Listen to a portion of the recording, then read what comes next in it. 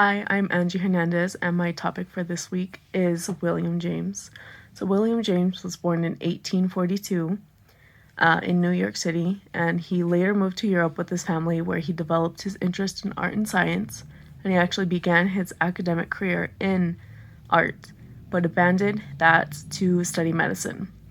Later on, he accepted a position at Harvard University to to teach psychology in 1874.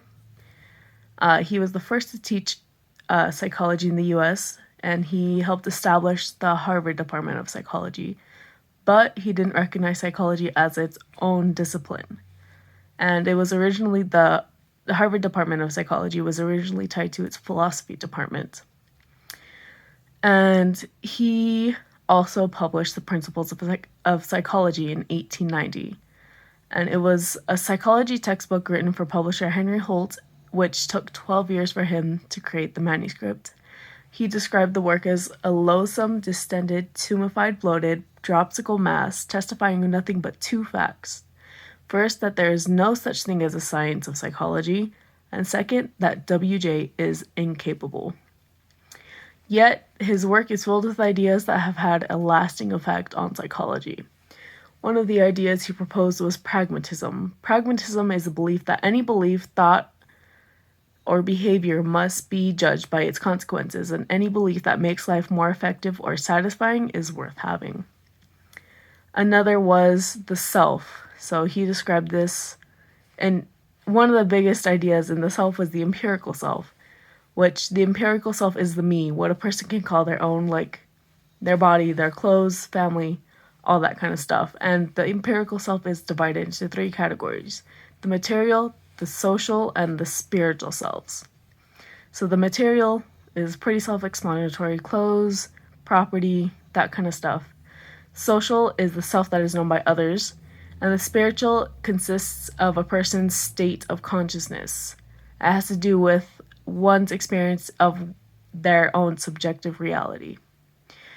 And he also talked about the self as a knower, and that's more of the unknown parts of the self, what he called the I, the pure ego. And it's not easy to deal with, and he linked it to theological notions like the spirit or the soul. And he was one of the first people to examine self-esteem. So James's definition of self-esteem was actually a ratio of things attempted to things achieved.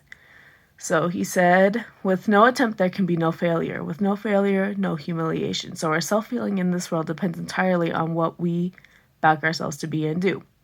It is determined by the ration of our actualities to our supposed potentialities, a fraction of which are pretensions, and the denominator and numerator are success.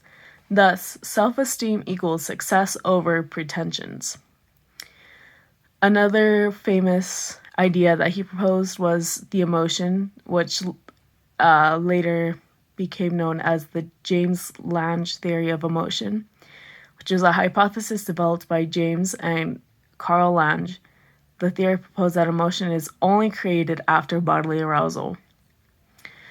So overall, James incorporated theories of evolution into his psychology, and his ideas are considered fundamental for functional psychology.